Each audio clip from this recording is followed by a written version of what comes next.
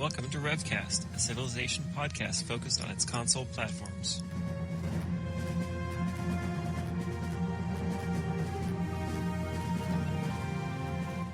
El Thrasher, Blue 1987. Scotty X.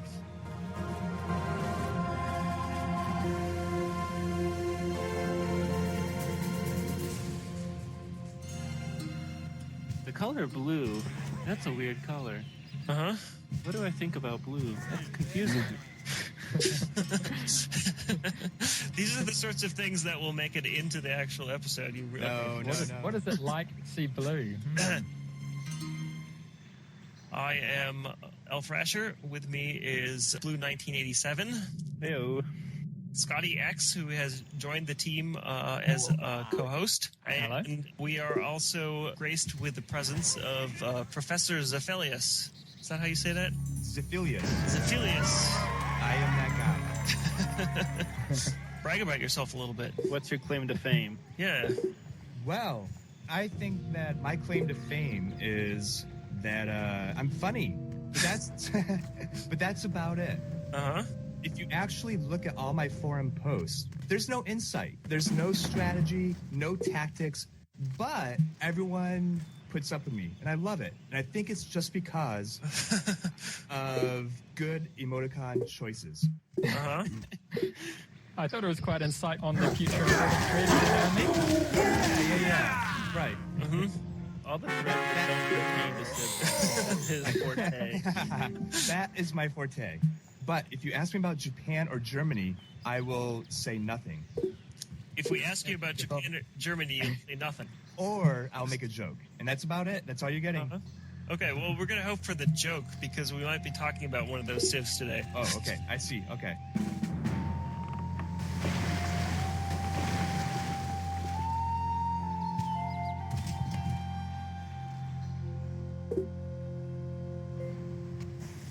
So, Scotty, you were going to tell us a little bit about the tournament. Did you guys finish this up? PS3? Yeah, it dragged out quite a while because it was hard to coordinate some of the last games. A few of the people started to semi-retire, but Liam won in the end over Selmeen, who, after Liam eliminated Medijin and Selmeen eliminated HGB, I think. And I think it was India in the final. I guess the relevant thing to this particular topic which we're about to approach, am I allowed to reveal the topic? Well, I guess so. Well, this month we're looking to talk about Japan's, and the relevant thing there is that Liam's quite a big Japan player, and our tournaments are all no power civs. But even then, it's quite an achievement to be able to take down some of the better ones like Germany and Spain with Japan, and Liam is pretty good at that. He just goes to show that you can actually squeeze out some wins with Japan against good players. And he insists that Japan is a good civ. He thinks that they're really quite good. He also insists that they can be played in quite a tech-based sort of manner rather than aggression horses and all that. I don't want to say that or even suggest or imply that he's wrong, but I think that view goes against some of the conventional wisdom, which is good because conventional wisdom should be challenged, although when it comes to video games, it's a little bit less important than other things in life. Debatable. Absolutely. I challenge that. You can challenge that conventional wisdom. But what I'm trying to say is I think it's something that I've observed before, that sometimes when someone really likes a certain civ or a certain style, I think that player can kind of surpass what the rest of us might see as the boundaries of that play style or that civ. Liam really likes to play it, and there are a few other people in the PlayStation side who've also done this, who play Japan right to the limit. Right. Sort of what I'm saying is that if you just crunch the numbers, like throw Japan in a spreadsheet, then you probably would say, well, that's crap. But these players that really like that particular civ, and I see this with Egypt a lot too, they can do some impressive things with it. Now, doesn't that say something about the civ? You know, I remember when Mort used to be a good player. Used to be a good player. Many years ago. Some players would challenge him. They'd say, you're good at Rome, but Rome's not that good, or the Arabs aren't that good. Mort would say, no, they are. And people would rebuttal him. They would say, well, that's because you're so good.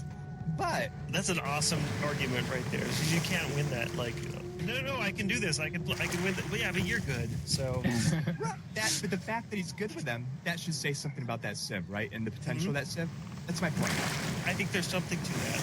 But there's also something to the fact that you can play China pretty badly and almost always win against weaker civs. Sure. Let's talk about Japan.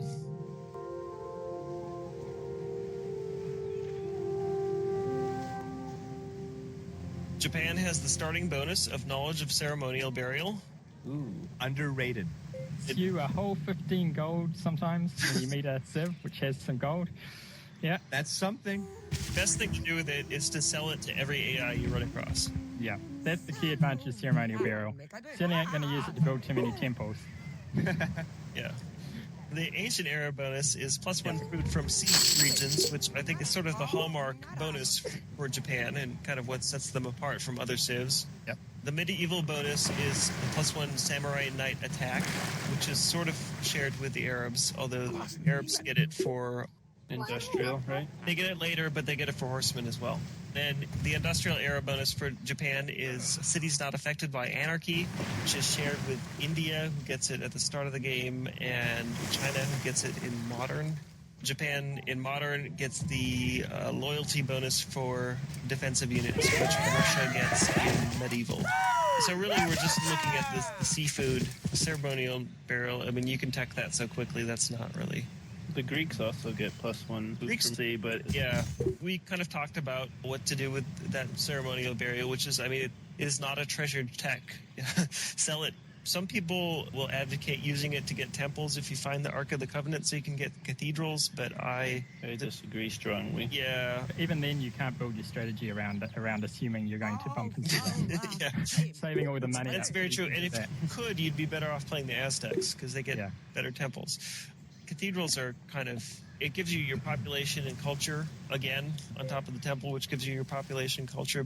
So it's basically like an extra temple. So would you build a temple anyway? And as always, the problem with building your strategy around culture is you can't very well predict the great person you're going to get, so it's hard to formulate a strategy. Right. Well, you can get reasonable odds of knowing which one you're going to get. To a though. point. What is? I think, in my experience, maybe like 60% for certain situations. Yeah. So, I have not been very successful in controlling that in games in which I'm doing well. In games in which I'm doing badly, I can pretty much always get an explorer. explore, which is the last thing you want. Yeah, I think I know. What I find is that quite often to get the GP that you want, you need to do something quite bad with your tech path. Right. So you know you can tech a certain thing which will expose another tech which will give you a certain GP, but you just don't do it anyway because the GP isn't worth that much of a sacrifice, that many turns on that For example, teching only pottery and masonry, and then Yeah. waiting for your great person a good Yeah. 20 turns after you should have really started to get some other techs. tech. Yeah, only the French would be able to wait on that, and even then your GH is probably better. But at certain times you might say, oh, I'm going to pop, like with Jitsahay, I'm going to pop ironworking earlier than I might otherwise have done because the next GP will just be slightly more likely to be something useful, GB, as opposed to being GE, which is probably what you're going to get for your first GP. I have to admit, I don't really make that part of my strategy. I will try to just hopefully get enough great people that I get the ones that I want, I guess. Yeah, Maybe something worth thinking about. pretty much want one scientist. That's what you need for industrialization. Everything else is just the great builders awesome if you can get it, but the scientist, one scientist is what you really need. So if you can, the frustrating thing is you follow the normal sort of tech path, which might be alpha writing code of laws with bronze working first, and then getting towards monarchy. If you pop it first, you're probably going to get or even second, you're probably going to get a GE at the end of it because of its relationship to banking and currency. That's the wrong GP generally because GE is one of the worst ones. I'd like to get a GA, but it's really quite hard to line that up. Well, sometimes those are the worst. I mean, you can be in a situation where all the AI get killed, or maybe one of the AI is Paris, just sitting in one city. And your opponent get the Covenant or something like that. Yeah. I've had games where I ended up with 3 artists that I couldn't use or something because of situations like that. I think overall you want to base your strategy on what you can control as opposed to what might happen if you tech this certain tech, IW, hoping for the right GP. Very well said. Are you sure you haven't made any great contributions in the past? I've been trying to formulate that thought for the last 10 minutes listening to you guys. But honestly, though, whenever you can base your strategy on anything that you can control, that's better. Mm-hmm. They're usually more repeatable. That's right. Very much agreed. I think, wasn't it only Hello Goodbye who wrote a strategy based around a GP? Yes. Yes, his French strategy, which I know was also pretty effective.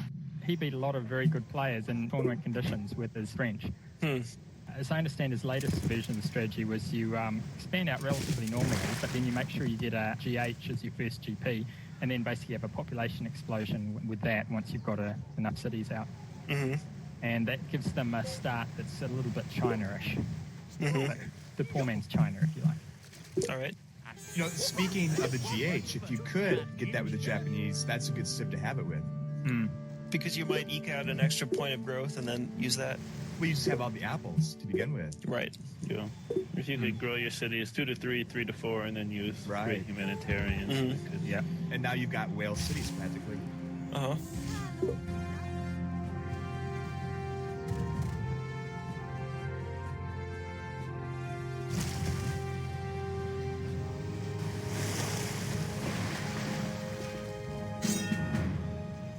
Let's go into strategy a little bit here about what do you do with Japan.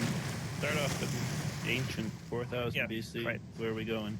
The thing about the bonus of getting 1 food from sea tiles, so you're getting 1 food and 2 trade instead of just the 2 trade that all the other civs are going to get, is that if you're playing Japan, you almost never want to use grasslands for anything. Mm-hmm. I could contrive of examples where you might want to use grasslands for something, but generally, I mean, if you put both your 2 starting workers on sea, you can grow in 10 turns. And you can earn 2 techs in that time, or you can make 40 gold. Yeah, the one thing that I actually like about Japanese, as you guys know, I move my settler a lot, and I think a lot of the people nowadays move their settler quite often, is I normally don't look for grass anyways, but you certainly don't need to find grass. You can just find 2 water and 2 trees, which are all over the map. Mm-hmm. And then when you tech horseback riding, assuming you're horse rushing for 5 turns, you're already halfway to pop 3. Mm-hmm. And then after you get your horse army out, if you want to work gold or science or whatever, another 5 turns, you can get to pop 3 and start getting a settler out pretty quick, as opposed to other civs where you're stuck with pop 2 city, not really doing much.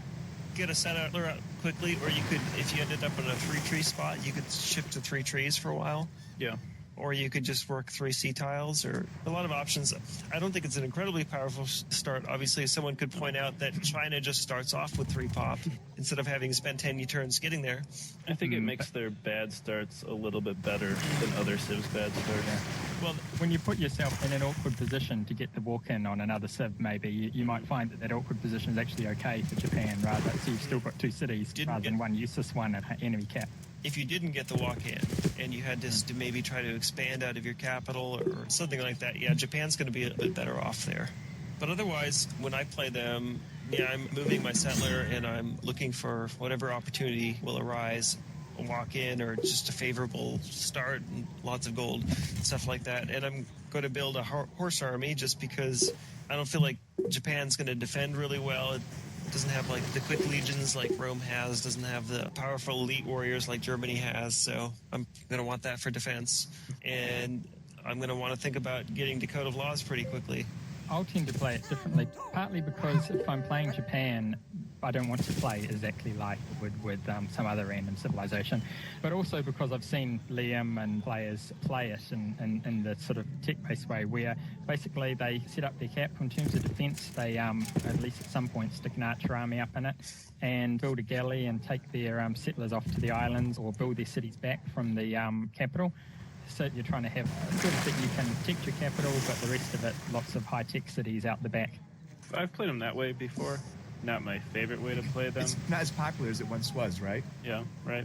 I don't think we have anyone that's really pushing that style of play. My opinion of why that might be on the PlayStation side is on our side when we play in the chat room, there's the no power civs rule. And basically, when I played Japan against the power civs get on you too fast, turn the heat up on you. But when you play against a lot of people who are playing England Whirlwind or other things like other civs like that, you've got just extra couple of turns or whatever to be in a position to deal with them.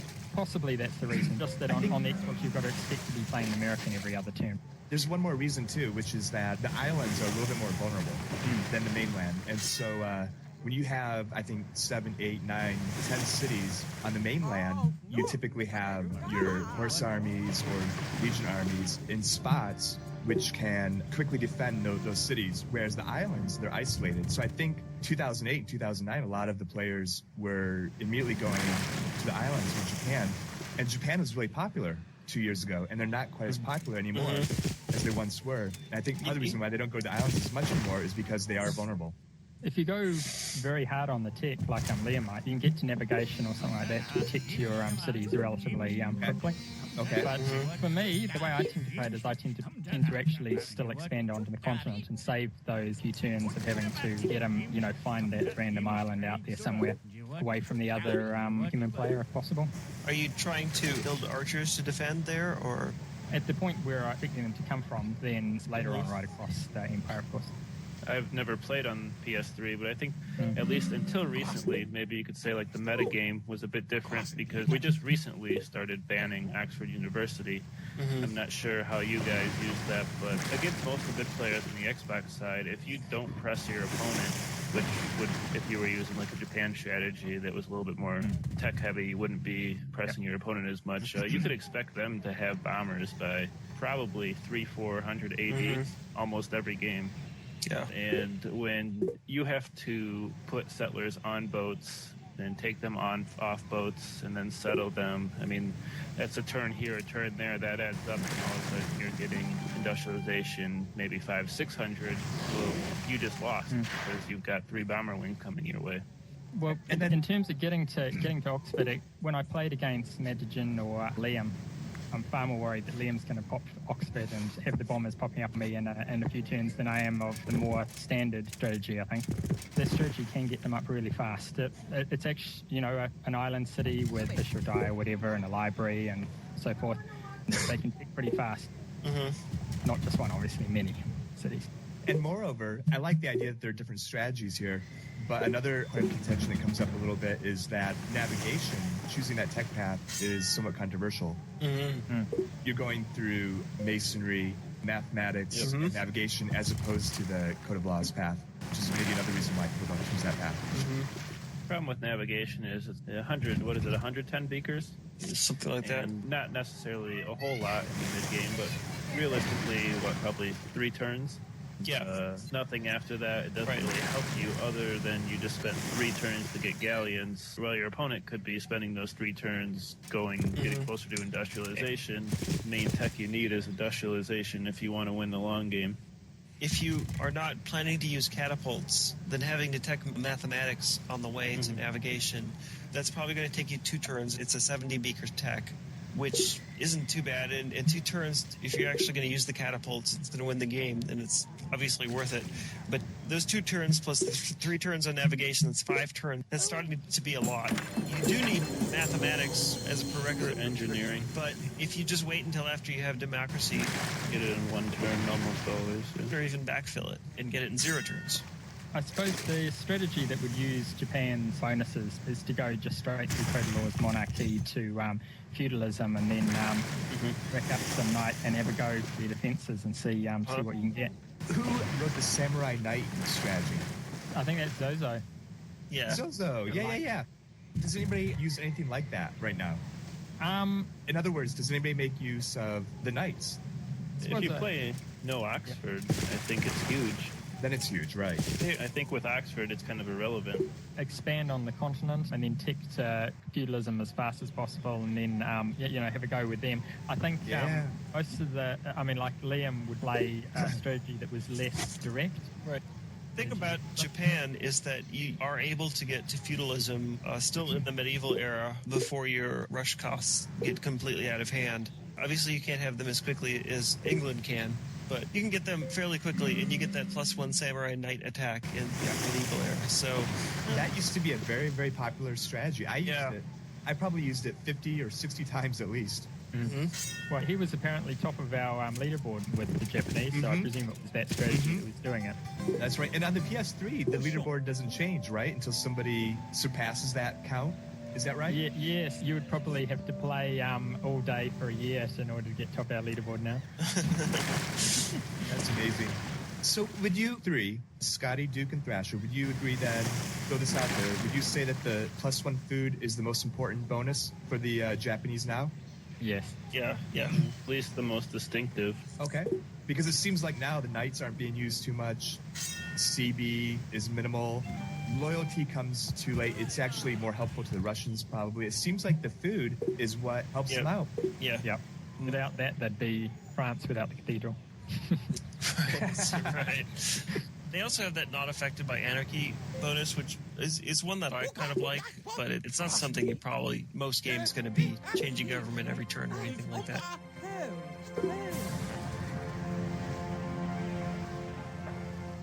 Do some of you not use as many cities with Japan as you might with other civs?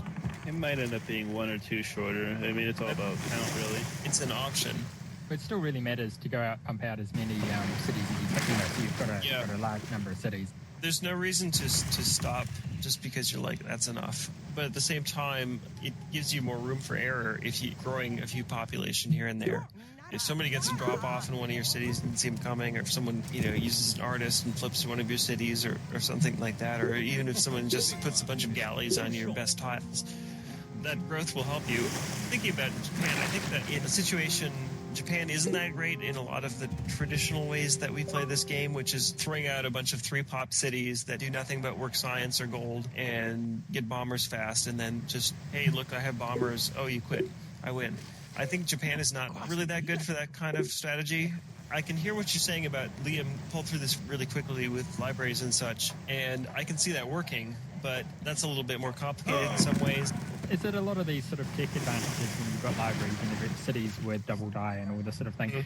They all sort of multiply on top of each other. So it can be quite surprising how fast things. I see the argument where you can get, maybe 4 or 5 cities up, maybe libraries and a couple, and do some good tech. The problem I've always seen with that is it makes you so one-dimensional. All you can really do is tech. You just spend all your money on libraries. Probably don't have many hammers in your cities, and you have half as many hammers because instead of building more cities for more hammers, you just built a library. If you need gold, well, I just went from making 30 science in this city to 15 gold. That's not very efficient. So if your opponent comes and attacks you and you need gold or hammers, what do you do? Try to work pottery and get like 40 overflow and gold? I mean, that's your best option. I don't think that's very... I see how it can work. If things go wrong, you're in trouble. Yeah. Because all you have is science. I think that's a really good point. But what I wanted to add to that is that I think that if the game goes longer than anyone expected it to, or if it just goes longer than I would expect a game to go, then I think Japan starts having more of an advantage. I can remember a game that I was playing against the legendary Mopok, and basically I just won the game, but only because I was a little bit more familiar with how things work in the modern era. Shortly before I won, he had some sick science rate. I mean, he was tearing it up completely. I won the next time, and by then I was doing almost no science. But he was Japan. That's the point of the story. I wasn't just going after some tangent. And the game kind of ran long, and he got huge growth. And it didn't kick in time for him to win. But if it came down to a contest and who can produce the most beakers, he would have beaten me easily. What civ were you? I was Egypt. Yeah, Egypt.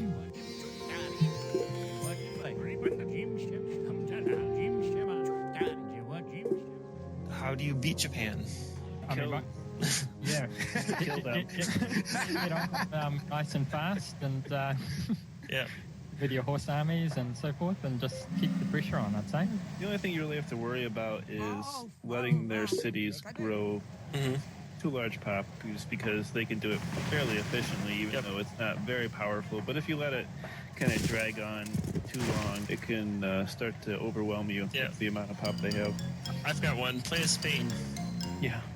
Well, cut them from being able to go onto the sea with their galleons and army with their triremes, whatever they call them, galleys. that causes some issues for the Japanese players that focus on getting that galley out fast. And for the way people who play a little bit more like I do and build lots of cities on the land, then obviously you're going to have to start defending all those extra cities with archers and so forth really early on, and you sacrifice some expansion. And maybe the most important thing is be prepared for a fairly efficient night rush out of them. Maybe get some legions up, because what can Samurai Knights get up to with fundies? 27, and obviously you can go higher than that if you're on a hill. You could have 36 attack from a hill. You could have fundamentalism and a great general and be up to 54, which is pretty good. And then you could add cruiser fleet and be attacking at 67. Yeah, the cruisers, or if they get ninja knight army, that can add 50%. But the point of the story is, if you're just expecting to have an archer take the hit or something, they'll just overrun it. So you kind of got to be careful. That can be a problem. Be careful, maybe get some vet legions out. But I think that's probably the hardest that Japan can hit you compared to other civs. Other than that, they're just kind of play like a generic civ, I think.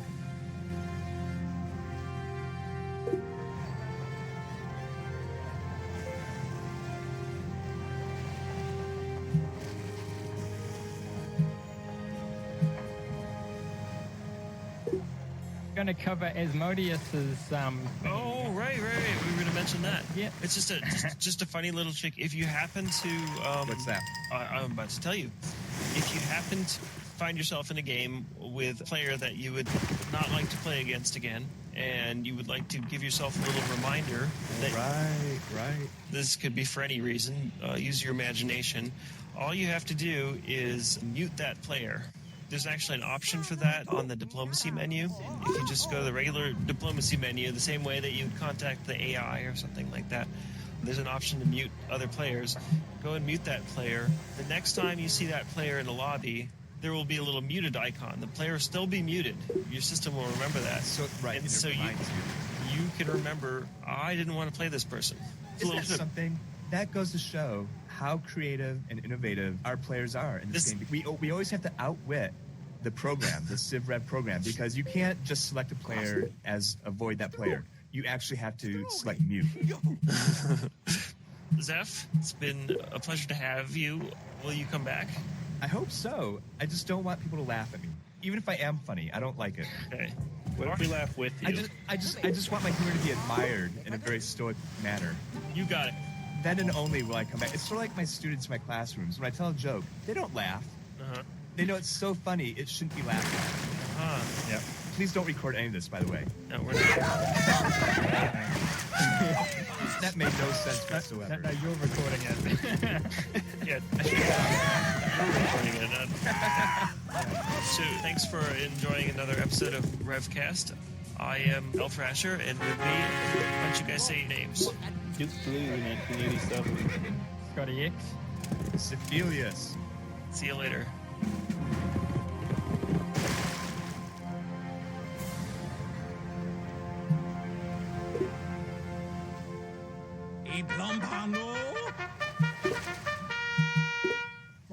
Man, there's a lot of variables in that. What's your civ? What's his civ? How close is I can give you a direct answer instead of that nonsense.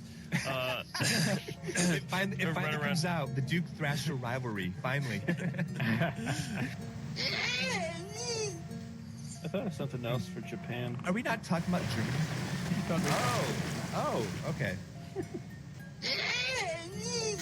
If I'm playing against Thrasher, well, if he's Arabs, if I move away from the map, this got 80% of the gold on the map, and he's going to come kill me in 10 turns anyways. If not sooner. Well, he would try. I don't know if he's capable. Yeah, let's just talk more about this Thrasher-Duke rivalry. You guys were number 1 and number 2 in the tourney of all tourneys. There must be some hostility. Well, let's think of it. I guess you haven't been listening to the show. I like to hold off on every advantage for as long as possible. For example, don't laugh. I'll give you one example. I thought you were supposed to be funny.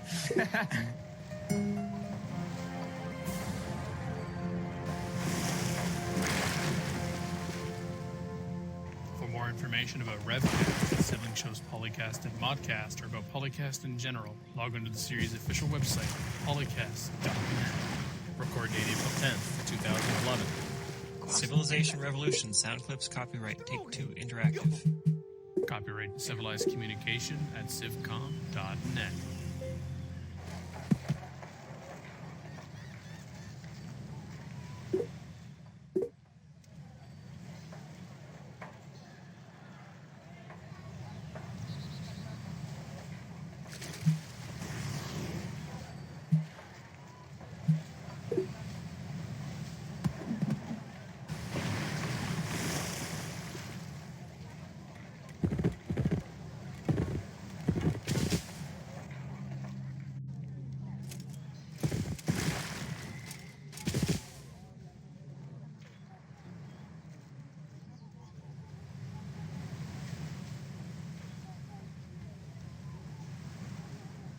Oh, no, not at all. Oh.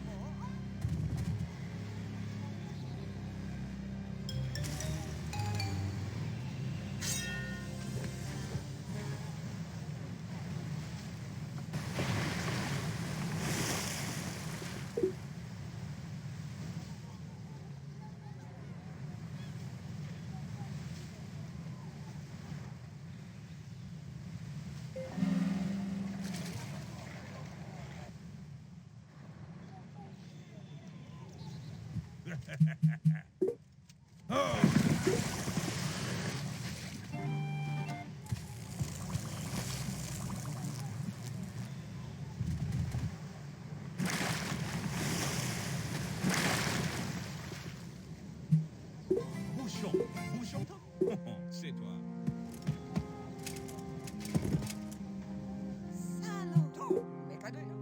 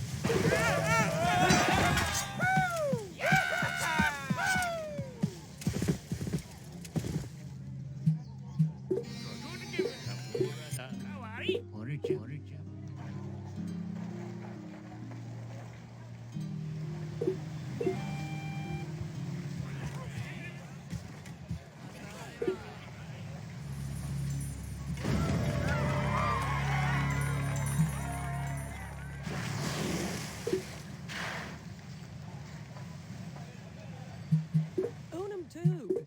Who?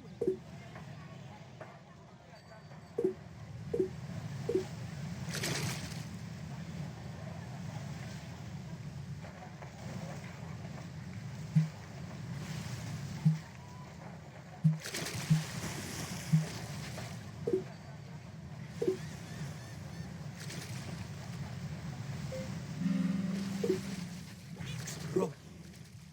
Moet ik daar in? Extra. Vafons.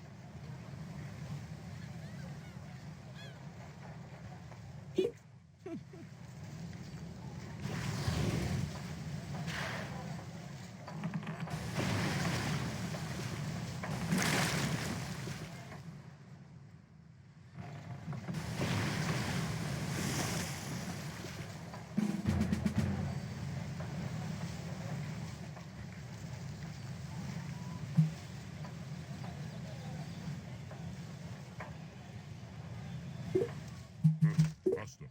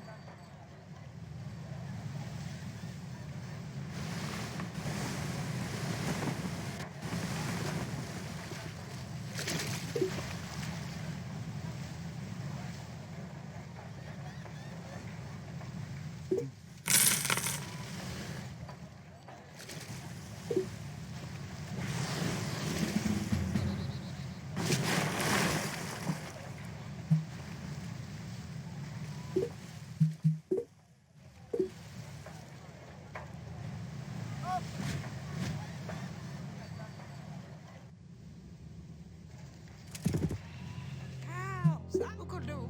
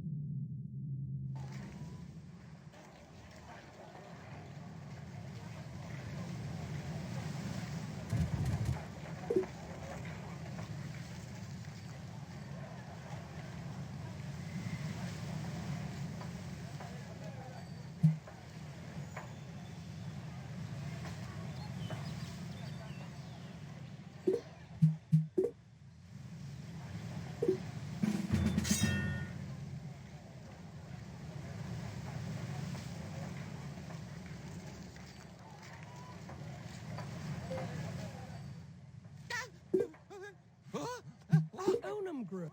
Oh, Dank af. nam Moet nam. ik daar in? Vafons.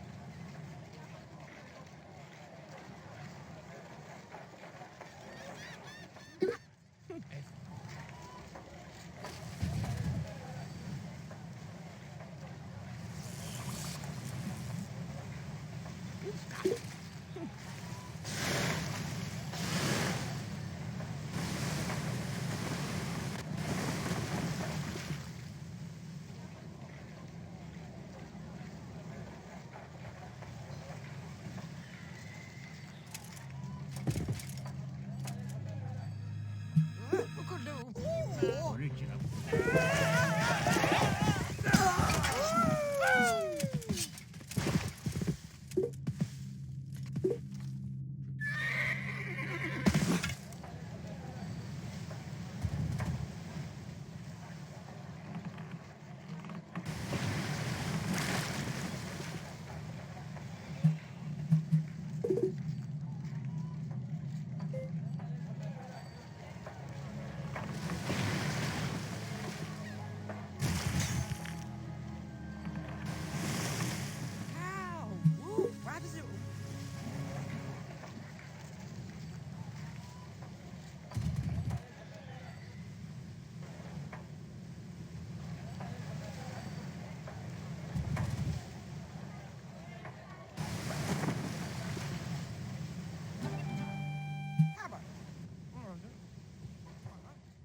do.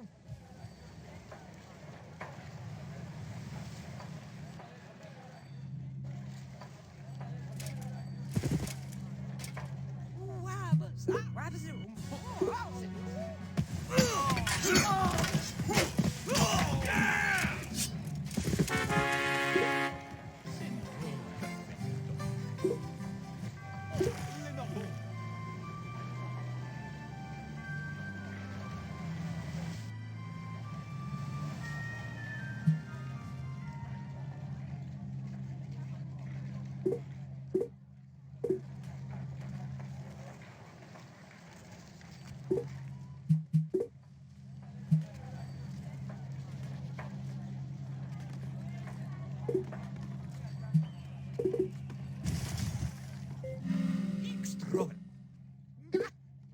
Extravelabam. Efaf.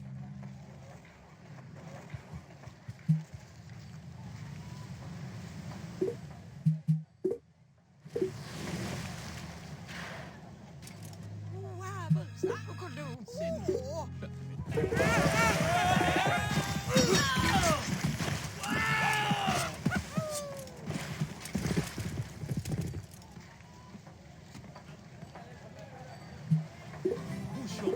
Bouchon. Bouchon.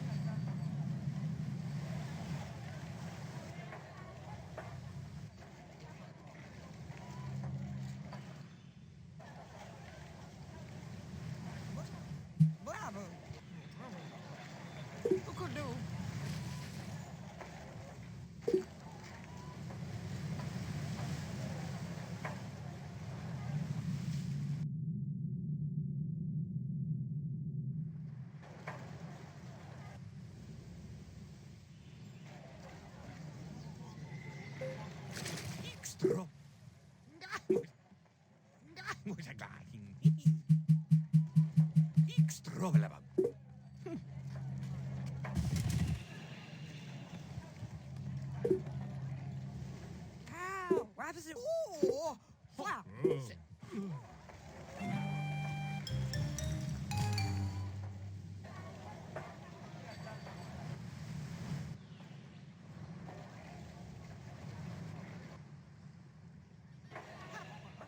Habba. Who could do?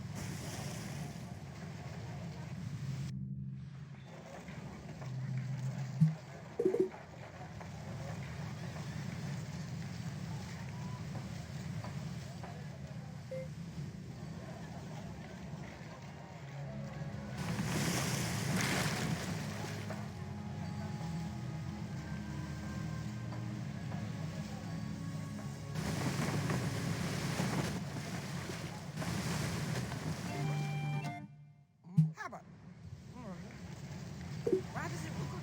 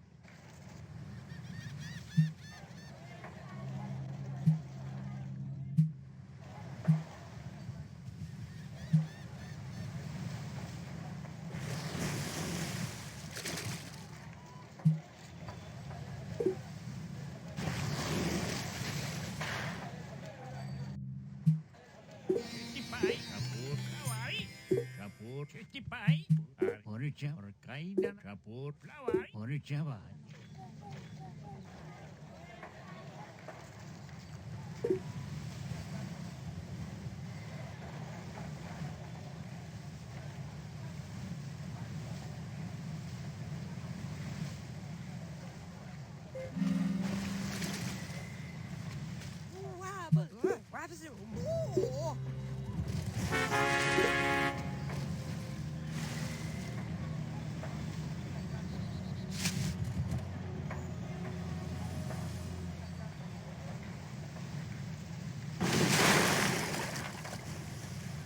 How? Who could do?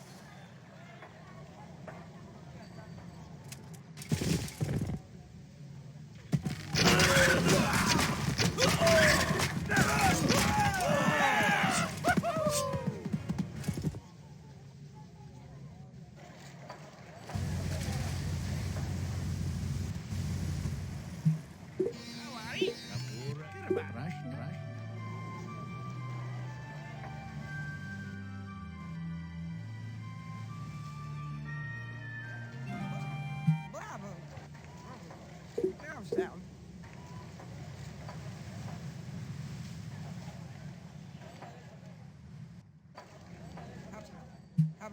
Why does it?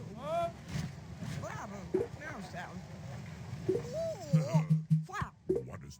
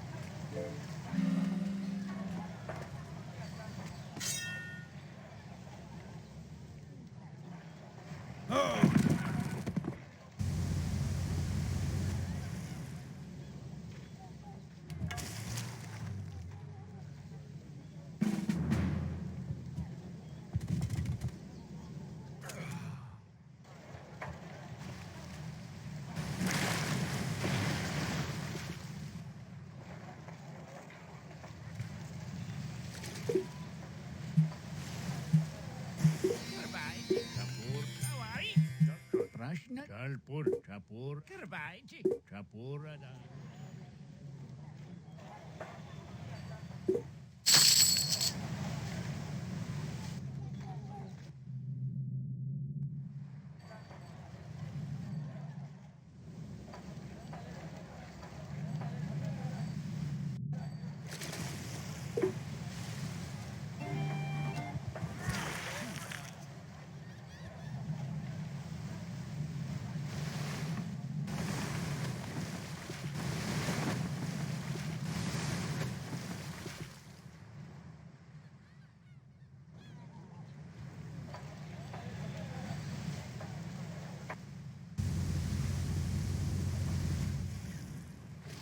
Dabbing don't fabi. Aluminum grew. Why does it? Aluminum.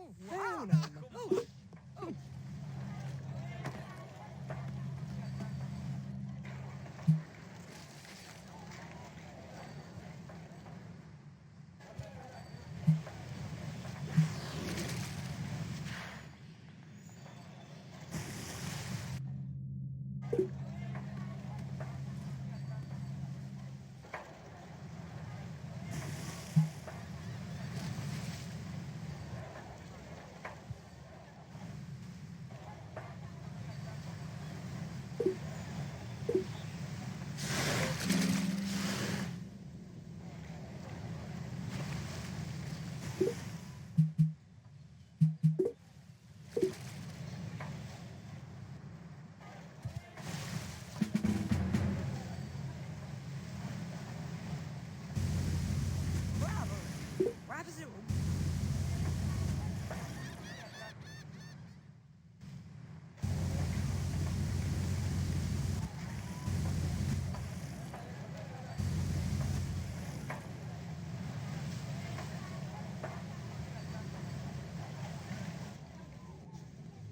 Zap. Now sound. What you gonna rush?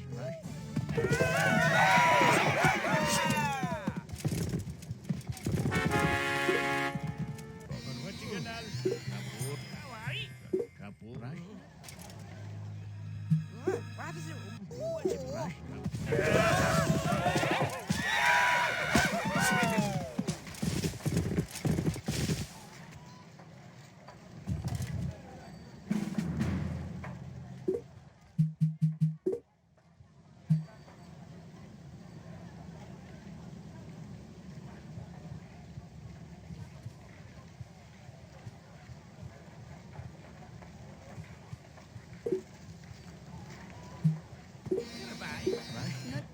Capur.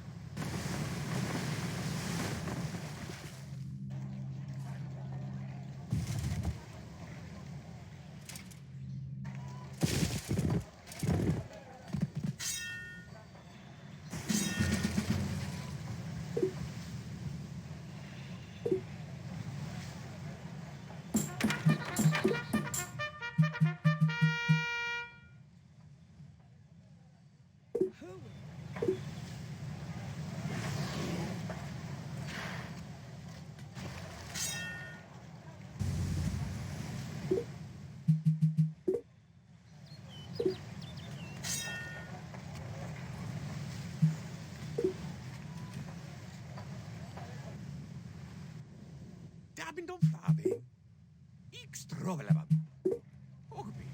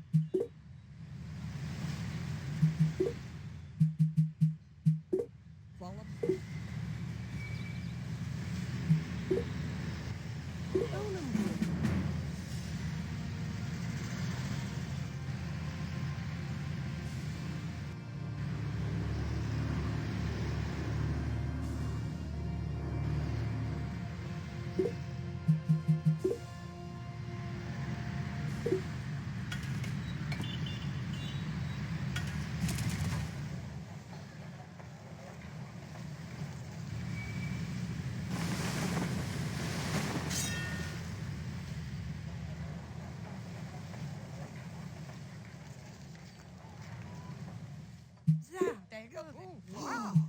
Hooey. Jeff, oh, my now sound. Ah.